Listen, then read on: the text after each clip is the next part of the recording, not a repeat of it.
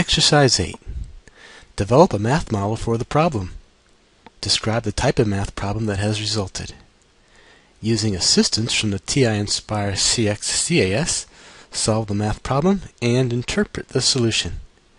Additionally, if appropriate, Calculus 3 students should provide a calculus solution and examine it for consistency with the Nspire assisted graphic solution. Okay, here's the question. A business wants to manufacture a rectangular stainless steel box, open at the top, having a volume equal to 32 cubic feet. The bottom of the box must be extra strong, so must be made from 12-gauge stainless steel. The sides of the box need only be made from 18-gauge stainless steel. 12-gauge stainless steel costs $20 per square foot, while 18-gauge stainless steel costs $8 per square foot. What dimensions should the box have so that it can be manufactured at the minimum cost? Record or round all dimensions to 3 significant digits and record the cost to the nearest dollar.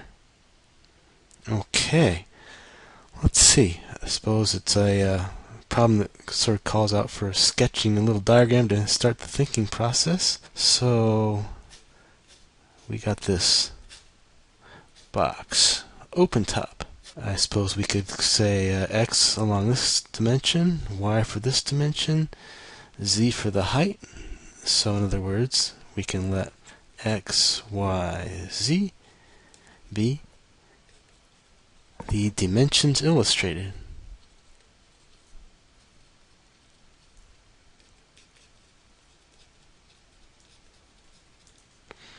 The units of measure are in feet. Okay, what else? Well, the key quantity that we're really looking at is the cost. Okay, so let's let C equal the cost of the box. And what about that? The way to, I suppose, break up the cost of such a box in this case would be to identify a couple types of sides and a bottom here. So in other words, we can break up the cost initially as to the cost of, well, there's two of them, two xz, call them sides, plus the cost of two yz sides,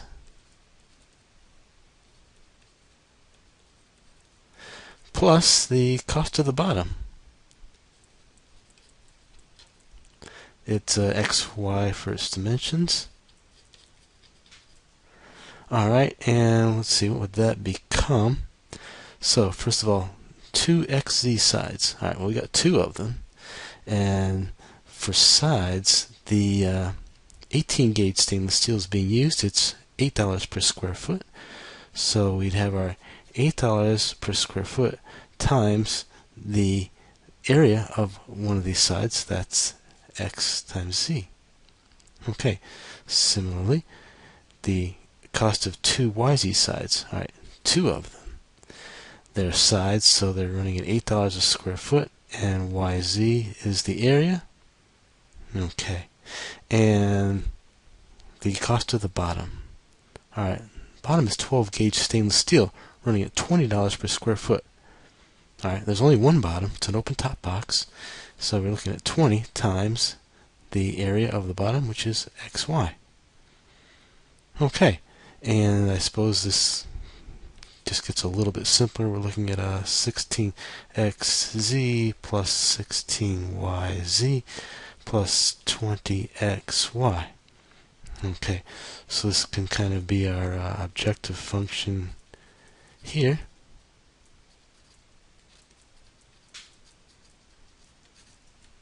Okay, what about this domain? What's allowable for x, y, z? Subject to. First of all, we got physical sense going on.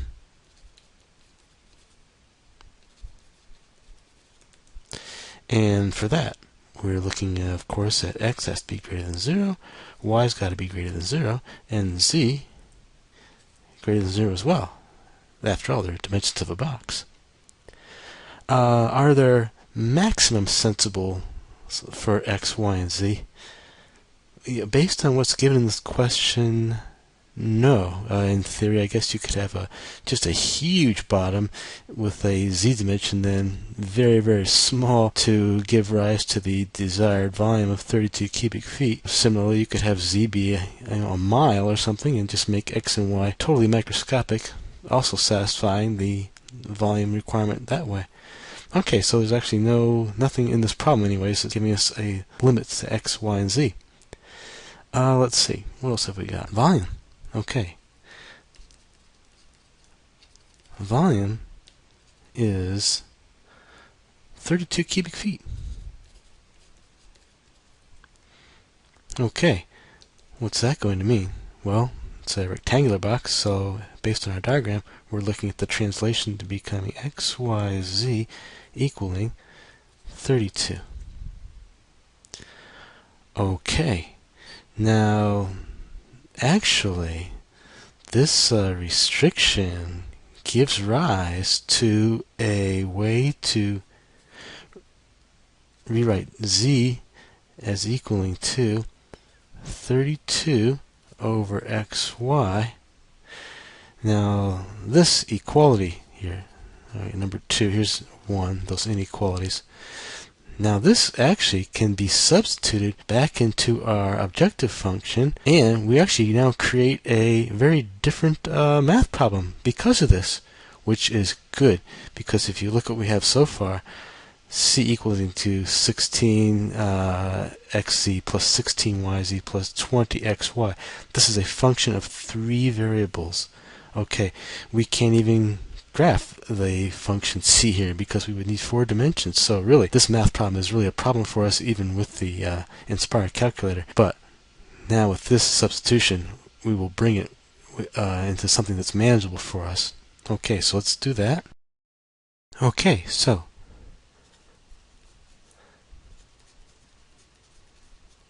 substituting 2 into function c, we have this new model now. And we can point out we're minimizing here. So we've got this minimize c equaling 2. Alright, here was the formulation.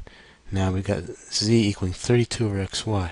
So this would give us, at least initially, 16x times 32 over xy plus 16y. There's z, so here comes 32 over xy plus 20xy. Alright, this simplifies a bit here. So we have c equal to 16 by 32. 16 by 16 is 256. Double it. 512. And those x's cancel there. Okay, so we're left over with a 512 over y. Here's the y's cancel. And 16 by 32 again. Okay, another 512 over an x. And plus 20 xy. Okay. Let's see what happens to our subject 2. Still physical sense from before, we have x greater than 0, y greater than 0. Now where there was z greater than 0, we have 32 over xy greater than 0. Let's think about this. We need this to be positive. It's a fraction. Alright, the numerator is positive. Alright, that forces us to then say this is equivalent to x times y being positive. Then x and y have to have the same sign. But we've already got here x is positive and y is positive. Alright, so this inequality, no new information, it's redundant. So our problem, math problem, is formulated right here. Minimize c equaling to this expression here. Subject 2, not very complicated, x greater than 0, y greater than 0. Okay, what kind of problem have we got here, mathematically speaking? We have got an optimization question. this function c, with this divide by y and this divide by x here, it's a nonlinear function. Okay, and I suppose that right there is the key description. So this math model is a nonlinear optimization question or problem. Alright, that was actually one of the things we were supposed to do in this question, is identify the kind of math model we have. Alright, now that we have this established, it's time to go to the Nspire and proceed to get ourselves a graphic approximation to this. Okay. Here at the Nspire, let's open up a new document and let's add a graph.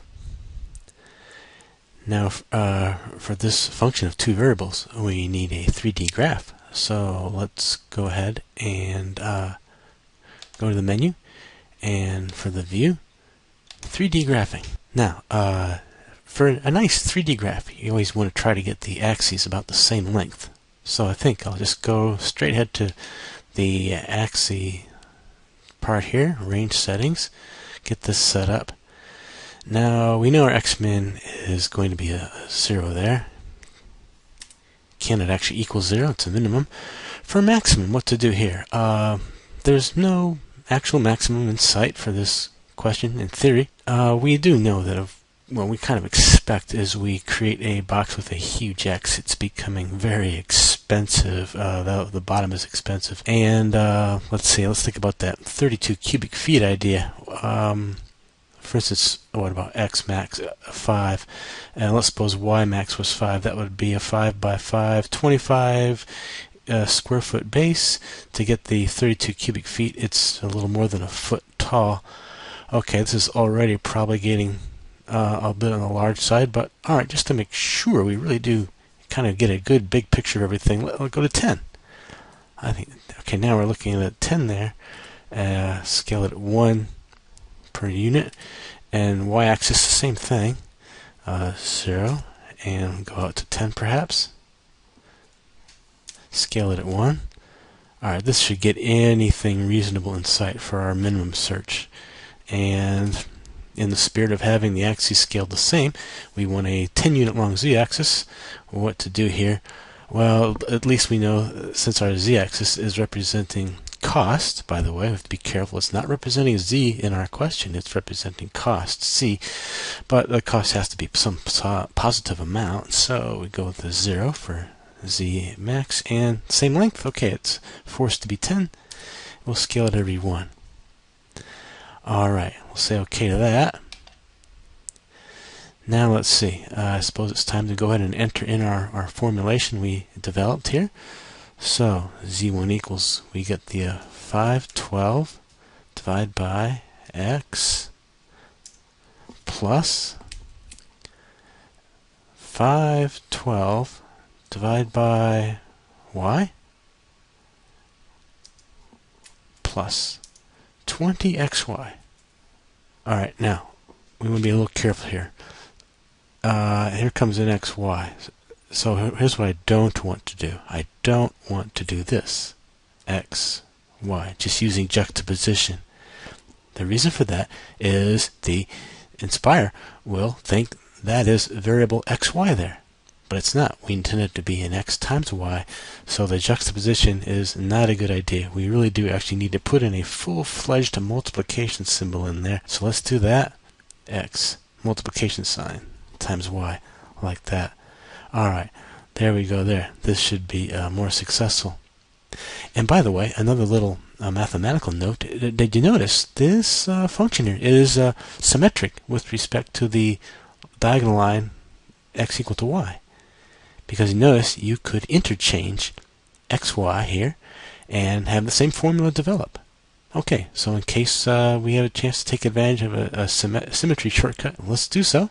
So we sort of make a note of that. It could be a time saver. Otherwise, I suppose it's time to go ahead and enter this and see what happens. And what happens is we see nothing. Okay, kind of expected this. Okay, what do we need to do? Well, we want to shrink this surface towards the xy plane.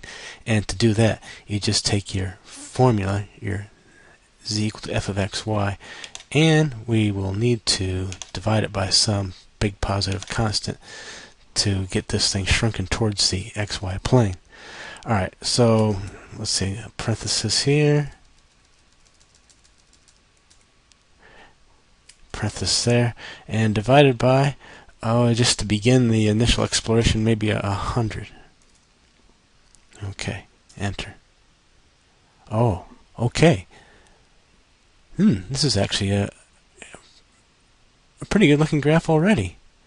Sometimes, I find I have to use more extreme things like 1,000, 10,000, and then sometimes I find that after I've pulled it down, I should go with 200 or 300 to pull it down a little bit more. But this actually, I think this looks really kind of a nice overall picture of the function right here. And I also like to see that there is a pretty evident minimum point on this graph that's visible from here. I'm not worried that we need to expand the xy axis larger to see some other possible max or min. I'm really thinking those are going to just lead to enormous costs, and what we want is insight already. Okay, now we want to have one good big picture of the situation. So this is it here. I'm just going to get the orientation. Okay, maybe about there. And I'm going to take a picture of this because I'm going to import this into like Microsoft Paint or something like that to add on the other details I need. Something else I like to do for the big picture graph is I like to kind of remove this box. So I'll actually click here, and in the hide show, I'll hide that box for a minute. This looks kind of nice. Sometimes I try to straighten out the z-axis. See how it has this kind of jagged line? Sometimes I actually tilt it a little bit to straighten that out if it will not cause too many troubles. And this looks pretty nice like that. Before I take this picture, sometimes I find that it looks nicer in the computer view than it does in the handheld view. So if you're using computer software anyway, you have a chance to go here to your view, change to computer, and it seems like that has this really high resolution for some reason. And I'll come here and capture this page as a picture of that. Now, while I'm here, I also want to get that the Windows settings here, so I know how to label these axes here. Coming here and go to the range zoom, the range settings. Okay, in a sense, this is kind of nice because it gives a big table that tells us everything without having to take a couple of snapshots like I'd have to do in the handheld view. The trouble is you can't just capture the image directly from this. What I'm going to do, I'm on a computer and I'm going to bring in a snipping tool, for instance, and capture this information this way. Okay, and the other thing I need is the formula used when this picture was taken. So let's bring this up here, and I'll take a capture of that right there to remind myself it was divided by 100. Now, this is important because when I put the scaling on the z-axis, I have to know that 0 to 10 now has to become every coordinate is multiplied by 100, so it actually goes 0 to 1,000 when I label the true z-axis. Okay, I'm going to return to handheld view, and I want to bring in that box because now we want to try to get the minimum point of this graph approximated.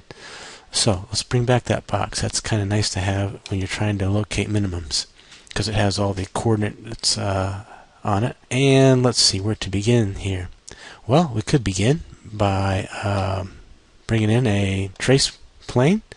So menu, trace, and well, first I'll just show you this. Here is the tracing plane, and we can sort of hunt for a minimum by going up with this a little bit and down with it. Now right now it's moving a lot every single click of the up arrow or down arrow, and I pretty much always keep this thing into its most sensitive mode here for this, which means I always go here to this and go to the trace setup, and I set this to the maximum that the calculator provides, and that is 200 steps, and then OK it. And then you have to actually come back to the screen and OK this each time you change the window of your coordinate system. OK. So now, a little bit of up and down. Another thing though, and that's this. If you want to make a nice use of this XY coordinate system here, it's probably best that the plane be almost at the same level as this XY coordinate system is. See, like right now, it's up a ways here, right?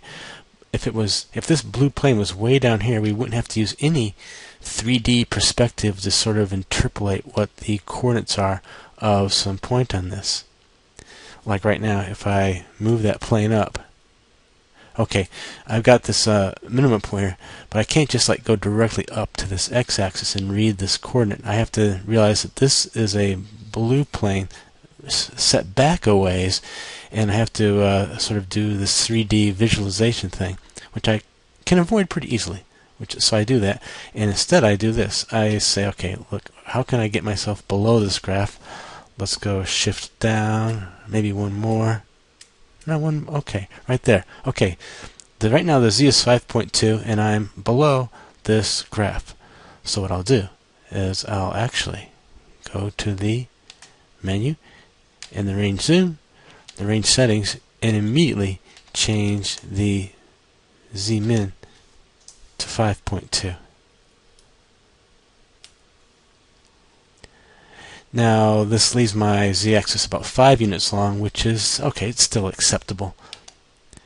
Alright, now I've got this, and now see how this blue trace plane is just the same size as the bottom of my coordinate system, so this makes for really accurate reading. Now I'm going to start coming up a ways to see what, okay, immediately I am touching the graph a bit here. Alright, so let's see here what to think about this. Alright, now x goes from 0 to 10, y goes from 0 to 10. So when I look at this, it looks like about 3 for x and about 3 for y. Okay, 3, 3, which by the way, in terms of the symmetry idea here, that actually makes sense that our x and y are apparently going to be the same here, unless we zoom in close and find there's actually two minimum points on this graph that are just close together. But it looks like one single one, and x and y are the same, and the z that keeps this graph above it is, alright, right now I'm touching it. If I lower this a little bit, okay, 5.2. Let's stick with that 5.2, but now we will center the x range and the y range around 3 and 3. Okay, so back here. Range zoom, range settings. Okay, now to center it around 3, maybe I make it 2.5 and 3.5. You can decide for yourself how aggressive you want to be at zooming in quickly, or if you want to say, I want a larger range here, I don't want to try to zoom in so quickly, maybe I will lose my minimum point that way. So this is kind of a little bit of an art, I suppose. Scaling 0.1, since my x-axis length is now going to be 1 unit, I'll scale it at 0.1 per tick mark. And let's go down here to y min. Okay, again, we want to have the y-axis centered about 3 as well, so it also has a 2.5 minimum and a 3.5 maximum. Scaling it, okay, 0.1. Now, what about the z-axis? Alright, nothing's changed as far as the being below the entire graph. 5.2 looks like it's working really well. What I do want to change, though, is I want the z-axis now to just be 1 unit long. Okay, so I'll make it up to 6.2 for starters. Okay, let's see what happens. Turning things around, and okay. What to think of these circumstances? What's happened is, alright, we are below our graph with our plane, but this this surface here has become very, very flat. Alright, when the surface starts to become very, very flat, it's time to expand away from the XY plane. Alright, so this requires two things. We can decide how aggressively we want to expand. Let's see, let's do a little exploration to see how we want to do this.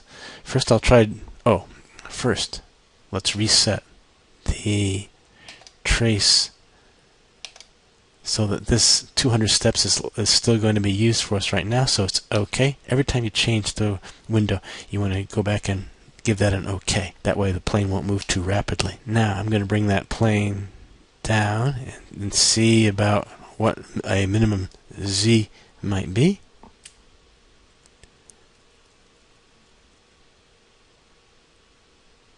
Here it comes. Okay. Alright, now let's see. Here we are off the curve at 5.205. If we come up, okay, we're clearly intersecting at 5.21. 5.21 itself appears to be maybe just below. Okay, let's do this. 5.20 looks like it's a pretty safe number that will keep us below the graph for Z. Okay, so then here's the plan. We're going to expand away from the XY plane here. So we're going to go back and now multiply that formula Z by some power 10. It's up to us how aggressive we want to try to be here. Maybe we go multiplying by 100 and bring in our Z then up to 520. Alright, let's try this. It may not work, but it may work pretty well. So we'll try to be kind of aggressive here. So this means go back here, bring this down. Now we're going to go back to multiplying this by 100, which means say goodbye to that. Alright, now this expands us away from the XY plane, and it will greatly exaggerate the minimum point here, making it really easy for us to see and get some accurate results. So we've done that first step. Now the other step is to realize that this this minimum Z is now up at around 520. Okay, so now we need to go to the menu and get the range settings, and go back down here to the Z min. Alright, we're going to try 520. Now right now the X and Y axes are only 1 unit long, so the Z max really needs to be 521. Alright, let's see if we get away with being this aggressive in one step. Oh, we have to enter here. Wait, come back.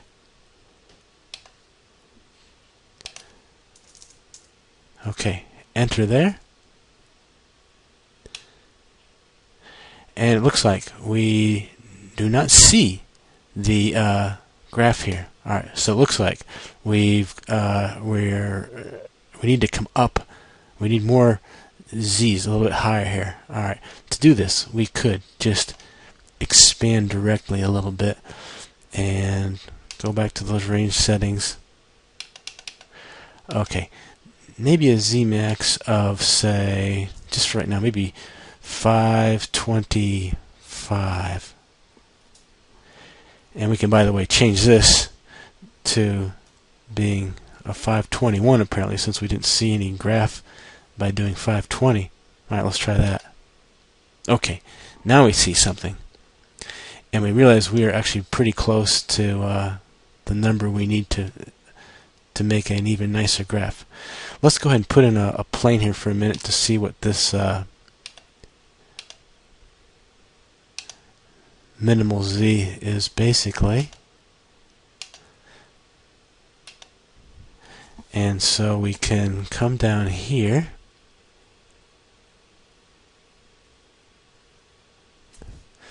Alright, that 521, let me turn this upside down to take a look here. Yeah, we are missing at 521, and as we come up to 522, we surely hit. Okay, so if 521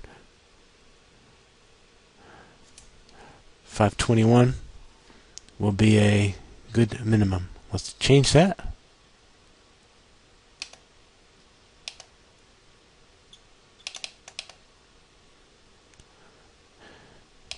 And now that means we can make this just 522. Okay, there.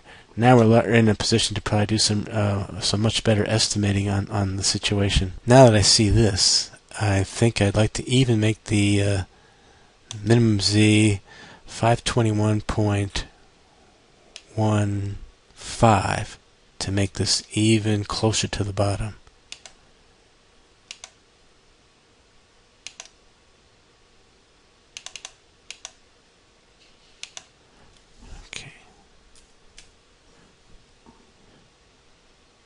Okay, there.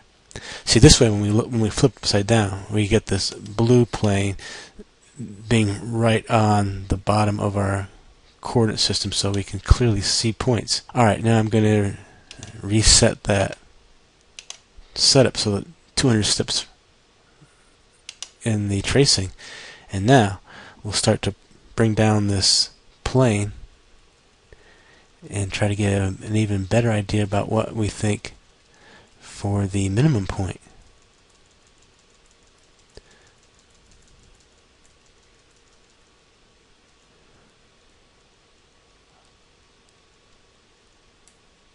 Okay, right about here, this looks like a good place to do some good estimating. Let's see here, what is we got here? We're going from 2.5 to 3.5. So right now that looks okay, really close to 3.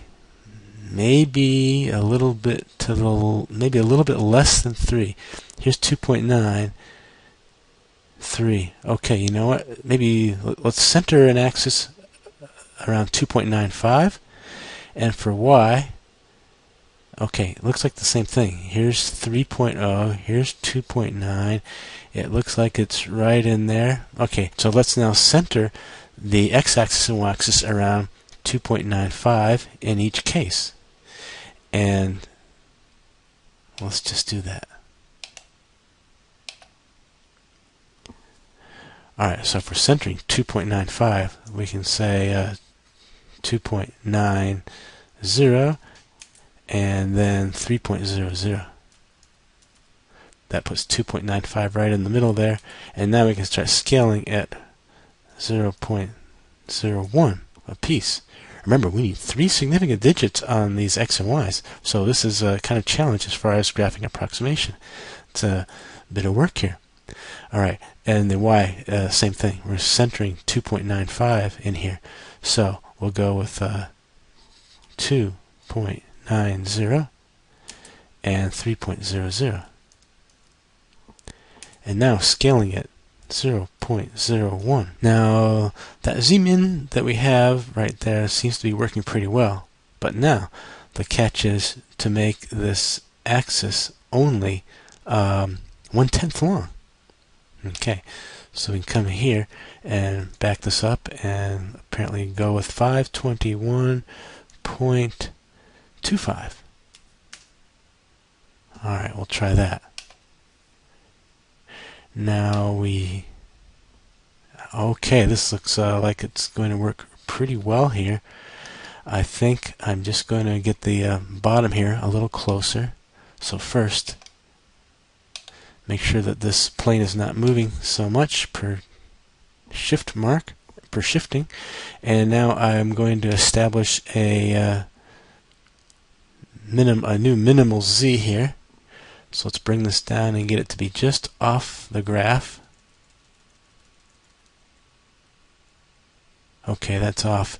And 521.1, let's say 166 would do it.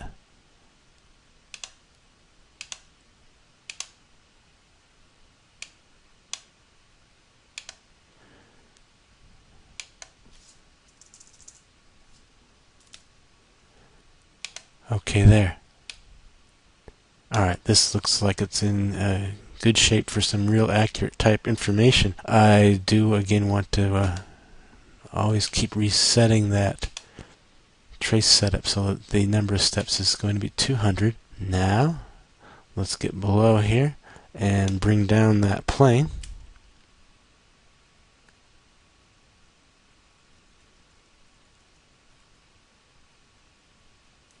Okay, for x, it's going from 2.9 to 3.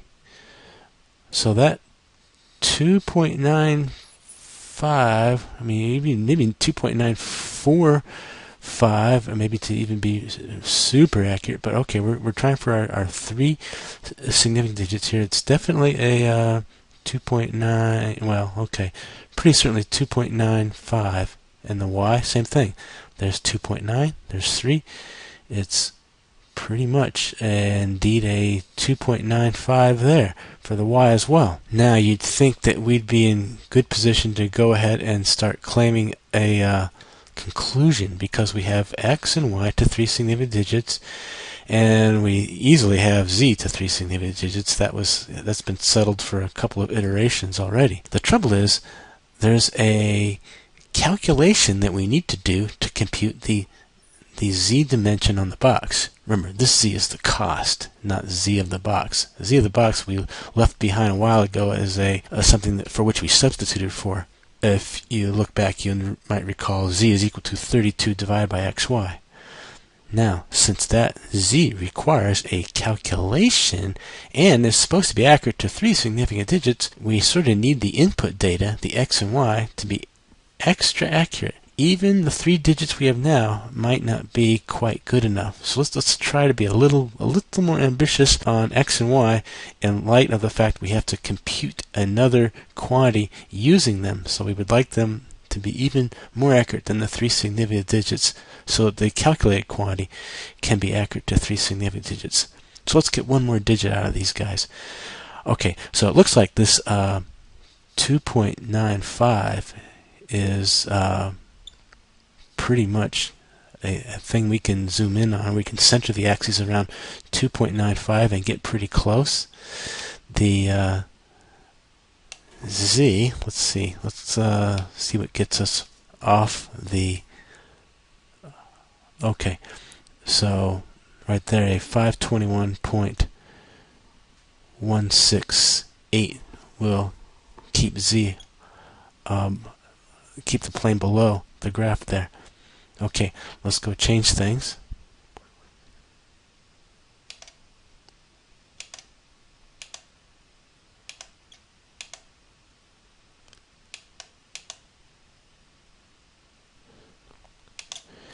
Changing z-min first so I don't forget that number. Right now, we're planning on an x and y axis to only be 2/100ths long, so we just want this to be 2/100ths long as well. So that will be 0.188. Okay, now for the y max and y min. Alright, we're bringing these in very close to the 2.95, 2.94, and here 2.96. Okay, and maybe we even have 1/1000th as the tick mark scaling. X-axis, again, very close to 2.95 now, 2.94, and then 2.96, scaling at a mere thousandth. Okay, let's see if we can succeed here. Alright, looks like we are doing okay. The graph is getting a little flat, but it looks like we can still probably do reasonably well with this the way it is now. Well, no, let's go ahead and let's see what happens here. If we get a big, huge spot instead of something small, we will expand again. First thing, though, is to make sure that our tracing plane doesn't move too rapidly between shifts. So let's OK this. And now let's start to bring it down and see if we can, what kind of information we can get here. Okay. Alright, let's use this. Alright, so here's 2.94, here's 2.95. It looks like if we were going to use some accurate information here to compute z with, if we use 2.948, maybe that would do pretty well. Okay, and here, there's the 2.95, maybe same consideration for y. Okay, so 2.948. I want to take a picture of this graph because this is the zoom in that establishes or shows how the graphic approximation for the minimum point has been arrived at. So I'm going to take a picture of this here, try to get it so the scaling marks are pretty clear. Okay, we'll capture this image. That'll look nice. Now in the scratchpad we can compute that z there. So we have the 32 and divided by, okay, we're thinking 2.948.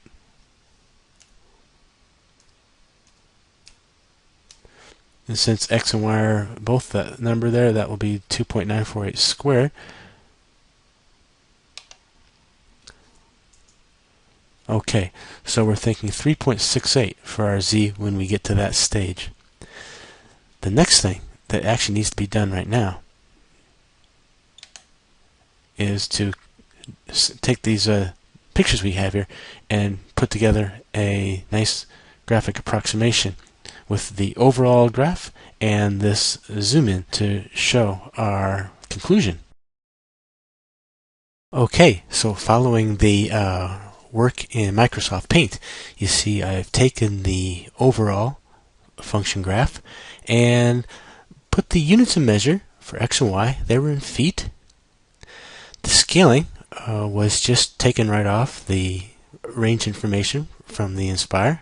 On the formerly z-axis, you see it's been named properly as the cost axis, and the scaling, which was initially from 0 to 10, just as the x and y axis, has been changed to reflect the idea that we did a shrink towards the xy plane by dividing by 100. I can now compensate for that by multiplying each coordinate of the cost axis by 100. So from 0 to 10 now becomes 0 to 1,000 instead.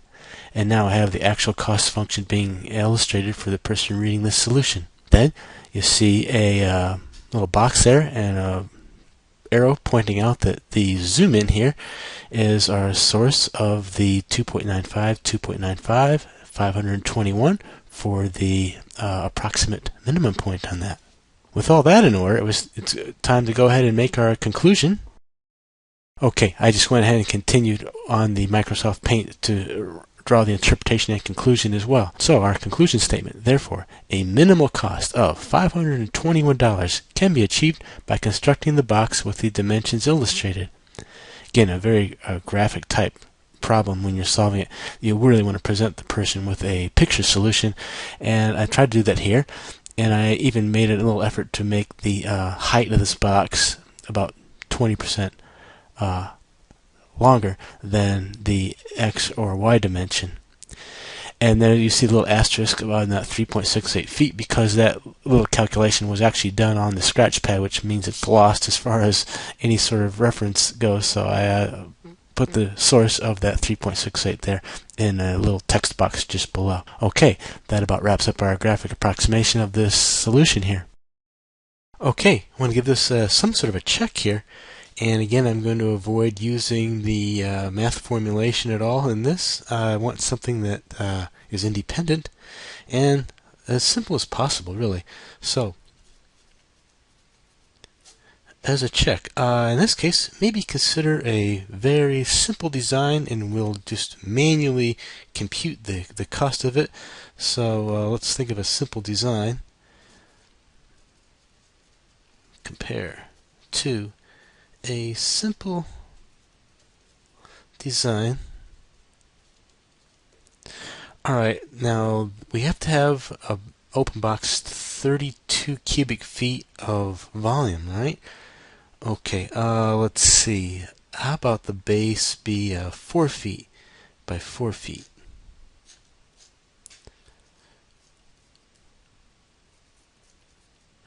And then since that's 16, to get 32, we know we got to go 2 for the height. Okay, 2 feet. Okay, so this, again, we got the volume here equaling 4 by 4 by 2 equaling 32 cubic feet. That's in order. Let's get the cost of this here. Cost of the base. Alright, remember the base stainless steel at 12 gauge runs at $20 per cubic feet. So it's 20 times, and the area here is a 4 by 4, giving us, that's 16 by 20, that's 320 there. The cost of the, okay, all the sides are the same here. They're 4 by 2, 4 by 2, 4 by 2. So cost of sides, the 18 gauge stainless steel from which the sides are made runs $8 per square foot. And now we're looking at a total of 4 sides that are all the same. They are all 4 by 2. Okay, how does this work out? There's 16. 8 and 2 is 16. This is 16 by 16. That's 256. Let's add these guys up. 6, 7, 5. $576, which is more than the optimal. Okay. The optimal design is cheaper. And that's our check. We'll make sure that we don't just think of some design off the top of our head and end up having something of lower cost than the optimal. Also, it's nice to see that the kind of money here is in the ballpark of the kind of money that's coming out of the minimal cost calculation.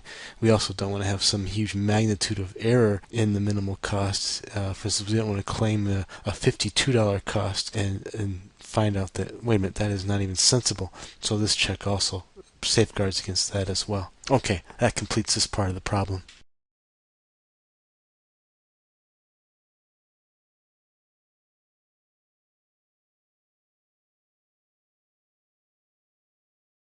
Okay, exercise 8, calculus solution. Alright, here's the function rewritten. We're minimizing this cost function here. And we know it's a nonlinear function. And the domain is the first quadrant, right?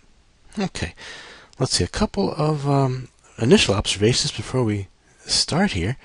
One, and we mentioned this before, this cost function is symmetric with respect to the vertical plane y equal to x. And the reason we say that is that if you were to interchange x and y in this formulation, you end up with the same formula. Okay, so observation 1.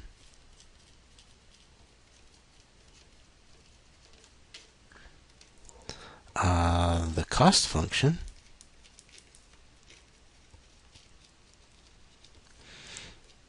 is symmetric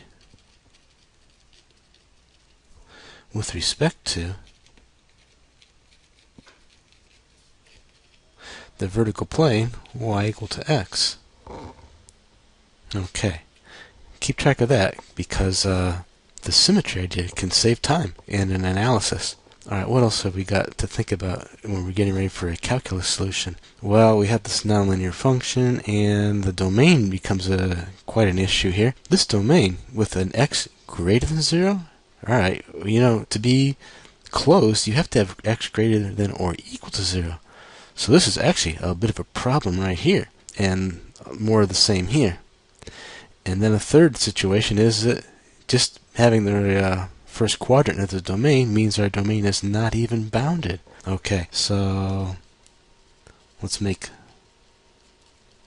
observation 2 here. The domain is not closed and not bounded. This is mathematically important to us because the usual strategy for finding the absolute minimum of a function of two variables would be to find all the critical points, then examine the boundary for any critical points there, and then compute all the values and compare and seek out the minimum value or the maximum value depending on your problem. Okay, we can't do that here. We don't have a closed and bounded domain. So mathematically, this problem can actually be quite difficult. Our strategy in this case, since we don't have the usual easy strategy, here's what we can do though. We'll find all the critical points,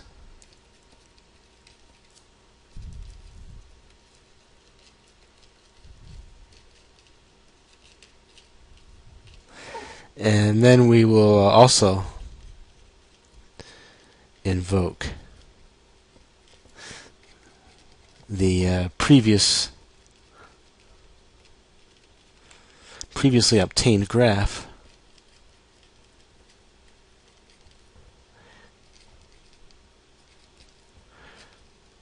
for assistance. Okay, that's what we'll do. Alright, so let's go ahead and let's find those critical points.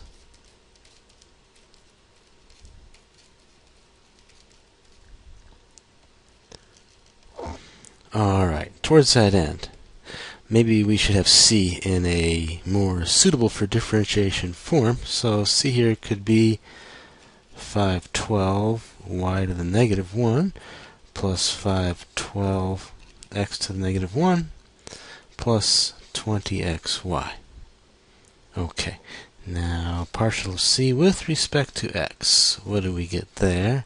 Let's see, this is a 0 for here. Here's a negative 1 times 512 x to the negative 1 minus 1 x to the negative 2 plus 20y. We could put this in a simpler form, I suppose. We could say minus 512 over x squared plus 20y. Alright, well, what is it we do in the world of critical points? We gotta have partial of C with respect equal to 0. That occurs if and only if, well, negative 512 over x squared plus 20y were to equal to 0. Let's see, in this case, this could be solved for y. Maybe that would be the nicest form to record this equation. Alright, so we could have 20y equaling 512 over x squared. We could divide both sides by 20. And then cancel there to get y. Here, factor of 4 looks available for cancellation. Goes into 512 once, 11 left over, 2 times. For 8, 3 left over, 32, 8. Okay. Down here, factor of 4 leaves a 5. Okay. So, in other words, we've got ourselves a y equaling to 128 over 5x squared. Okay, this could be equation 1. Maybe don't write that there, just there. Okay, well, let's see. What else? There's the partial c with respect to x. We got to have the partial c with respect to y. There's actually a shortcut towards obtaining this. We could use the symmetry. However, I think maybe we'll just fundamentally obtain this partial derivative. In this case, it's almost no more work. So here we would have, let's see, negative 1 times 512, y to the negative 1 minus 1, negative 2, plus 0 there, plus 20x there. And then this becomes negative 512 over y squared plus 20x. Alright, as far as partial c with respect to y equals 0 goes, that's if and only if this quantity here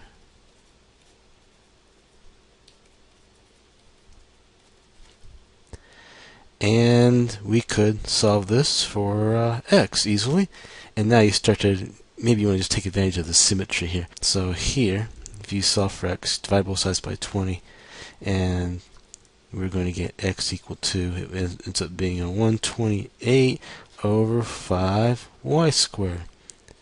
Rather than go through the think about it process, just interchange x and y here, and you obtain the result using symmetry. Little speeds things up a little bit here. Okay, here's equation 2. Now, critical points. What has to happen? Okay, we must solve the system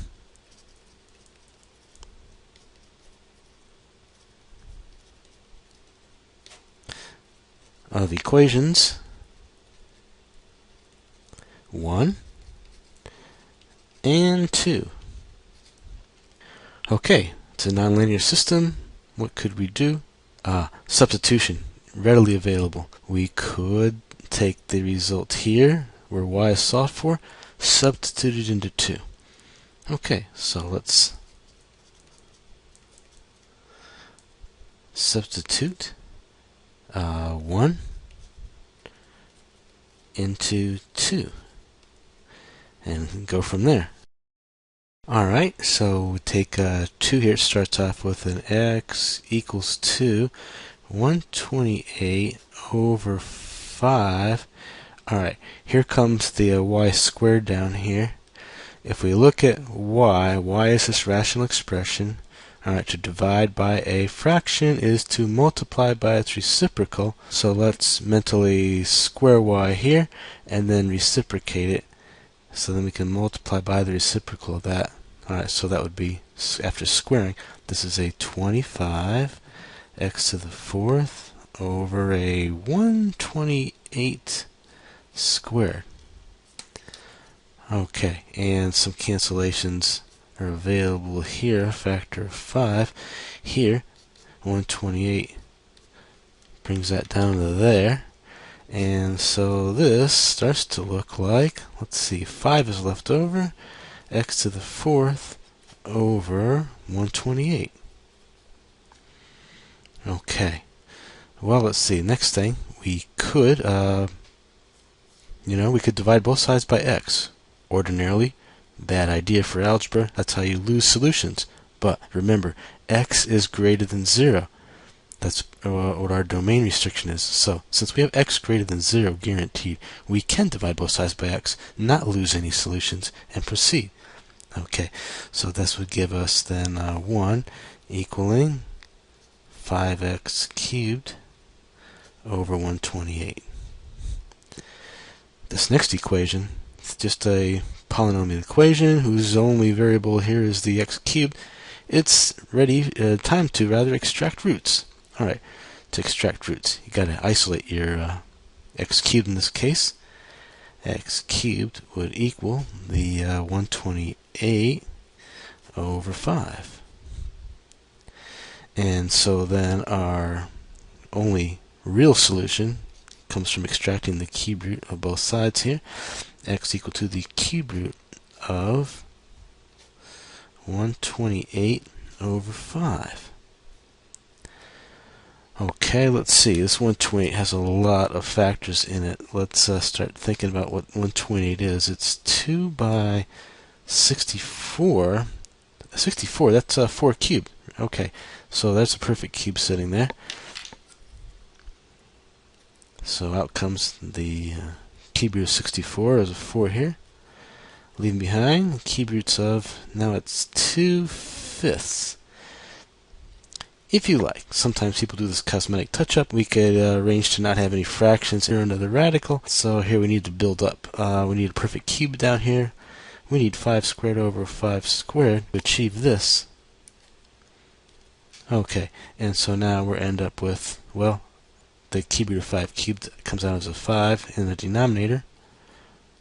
4/5 cube root of 2 and 25, 50. Okay. Now, what should we be doing here? We should be looking for consistency with our graphic approximation immediately, because if we go any further, it may just be all for nothing if we don't have some consistency at this point. So let's go to the calculator application and see what kind of number this is here, and see if it is indeed consistent with our graphic approximation for an x minimum. Okay, so here we are at the calculator. Let's see what this number is as a decimal number. So we do our 4 divided by 5 times. Let's get that radical template out here. We want the cube root, forward arrow to go under the radical sign here, and it's a 50. Let's navigate forward to escape the radicand, and now we can push a about equal to. We want a decimal number from this, right? So let's go Control Enter to get that. That number looks good. Okay, our decimal approximation was 2.95, right on target with what's going on here. Okay, so we can keep going. So this turns out to be about equals to 2.95, and the reason is we used the Nspire to arrive at that. Okay, so we keep going here. What about the corresponding y? Well, we do have equation 1 sitting here, ready for some back substitution of our x to work out what y could be. Or we could use the symmetry. Do you know what? Y has to be the very same as x. Y must be 4/5 cube root of 50. That's by symmetry. Okay, and again, why can we say that? Well, think about it. What if y is something else, some other number like 6? Okay, if we ended up with a y equal to some other number not equal to x, that implies, from the symmetry of this, that by interchanging those coordinates, 6 and then this cube root thing here, that should be another critical point.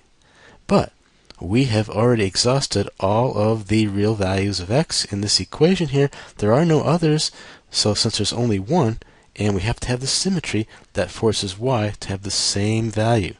Okay, so a little shortcut there, based on the symmetry. Now, our conclusion right now is that we have got ourselves a critical point.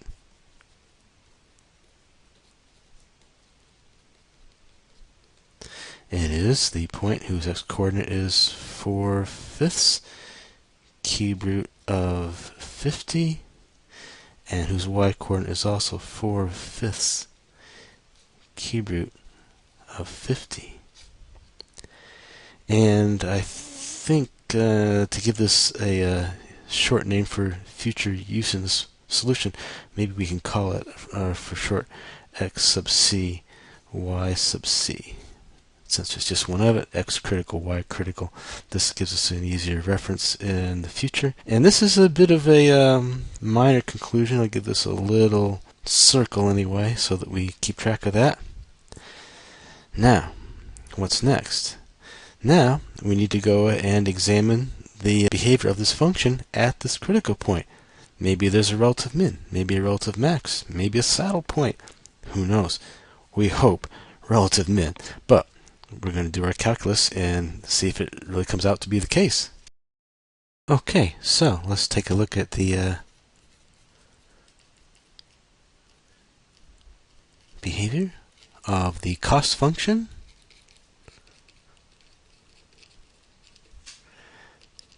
at the critical point.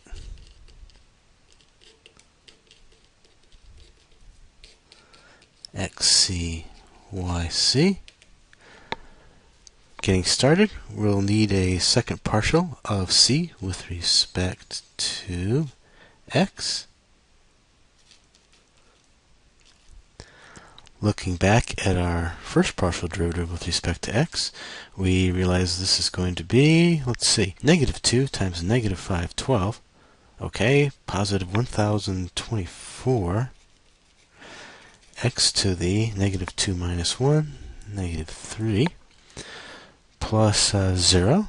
Okay, so this looks to be 1024 over x cubed.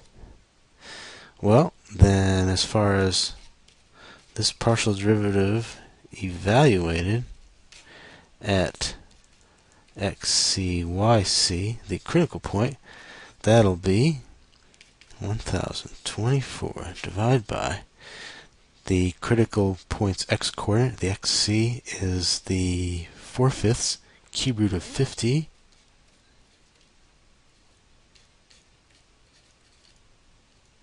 We then need to cube all of this. Okay, let's see here. Now this 5 here, after cubing, comes up to the numerator. Down here, the 4 would get cubed here. The cube root of 50 gives back 50. Okay, some cancellations become available. This 1024, okay, wait, that's 2 times the 512. 512, and this is in turn 2 times 256. 256 is 16 squared. Okay, a little factorization of that. And now we can do this. We have 4 squared here available as a 16. And then the factor of 4 to take care of the other 4. Alright, so we can cancel all this. Drop down the first power there and drop those guys out altogether. The 50 here is a factor of 25. That way we can cancel this down to a 1. This cancels down to a number 2. And then lastly, this 16 here with a factor of 2 can be brought all the way down to an 8. Okay, what do we get here? We end up with an 8 by 5 over 1 of 40. Okay, well, let's see, let's move on to getting our second partial of c with respect to y.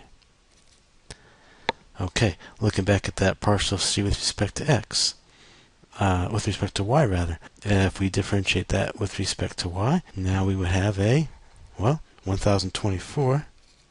And you see the symmetry panning out. We could just invoke symmetry here, but it's not hard to do fundamentally at this point. And then y to the negative 3. Okay, known as 1024 over y cubed. Okay, so for a specific evaluation, partial c with respect to y, second order derivative, evaluated at xc,y, the critical point, that would become, well, 1024 over the y critical, which is the same as the x critical, 4/5 cube root of 50 cubed. Okay, and now we realize we're in the same arithmetic as before. This comes down to then 40. Okay, let's take a look at a mixed partial. Let's take a look at taking the first partial with respect to x and differentiating it further with respect to y. We want second partial of c with respect to y with respect to x. How about that? Looking back at that first partial of c with respect to x, let's see, we would have, if differentiating with respect to y, a 0 for that negative 512 x to the minus 2, and then a plus 20. Okay, there we are. And it's a constant, so kind of course here, the second partial evaluated xc, yc is equal to, of course, that constant 20 as well. Okay, we're ready to move on to the determinant here. We're taking a look at second partial of c with respect to x, second partial of c, the mixed one, second partial of c, the mixed one, and second partial of c with respect to y twice. This determinant, evaluated it at xc, yc, becomes, okay, let's see, this would be 40, 20, 20, 40. And that is 40 squared minus 20 squared. And what's important is that this is greater than 0. Okay, that's good, because this means we're on the path to a conclusion here. Okay, so also, now we also need to now take a look at that review, rather, the value of the second partial of c with respect to x squared at xc, yc. Okay, so we have this equaling to 40, which is greater than 0. Okay, what's this mean then? These two facts together give us the conclusion that thus cost function c has a relative minimum point at x sub c, y sub c. Alright, and if we think back to our graph, that is in fact even more than a relative minimum. So now we go further. Next, by reviewing the graph of the cost function, this relative min is in fact an absolute min.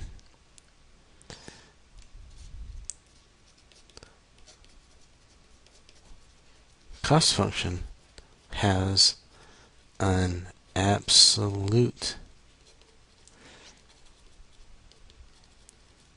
minimum at x sub c, y sub c. Okay, so finally we're ready to now interpret this and make our final conclusive statement. Well, a couple things we need to get in place here. Remember z, that is equal to, from before we had 32 over xy. In this case here, our z corresponding to the critical point, which would be 32 over x sub c, y sub c. Let's go ahead and get that calculated on the calculator. Okay, so we want 32 divided by, alright, we have our, oh, we didn't actually store this. Wait. Okay, what we should do with this this 4/5 cube root of 50 is we should store that into a variable. Let's define it to be x sub c. So what we can do is we can go back and enter to bring it here, and let's say store 2, and we'll call it xc.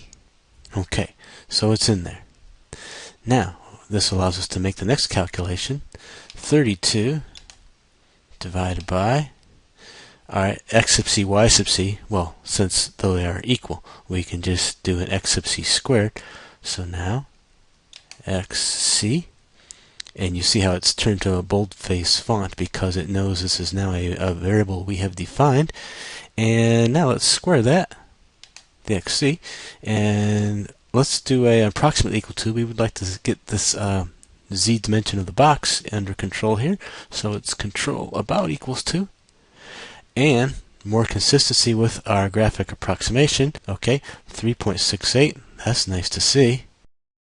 So this is about equals to 3.68, which, by the way, graphic consistency there. Now what about the absolute minimum value, the cost itself? C of x sub c, y sub c. That is about equals to, okay, go back to our calculator. Alright, at this point it's time for us to take a look at Z1 again. And by the way, just to do a checkup here, I have changed, or rather ensured that let's make sure Z1 still is the original function, not some multiple of it. Okay, that's the original Z1 in the formula right now. Good. Go to this page, and now we can evaluate Z1 evaluated at, and now we can use our variable xc, and since yc is the same thing, we are perfectly justified in putting xc in this spot as well. And let's do a about equals to.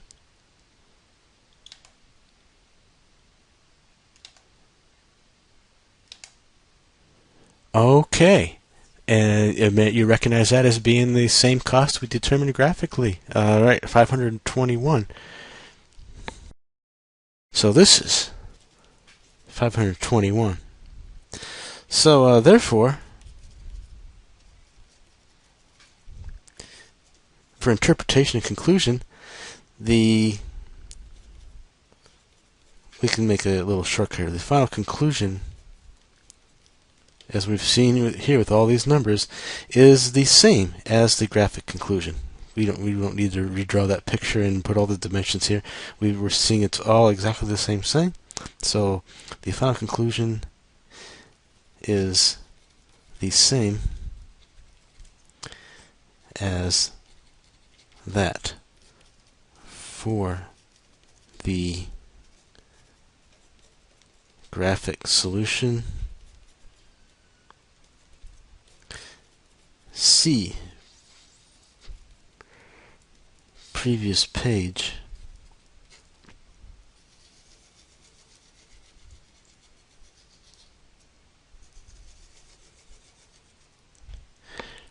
And finally, our check on all this, the fact that it is the same. Our calculus solution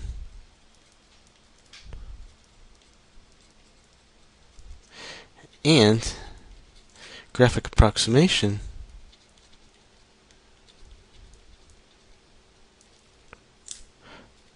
are consistent.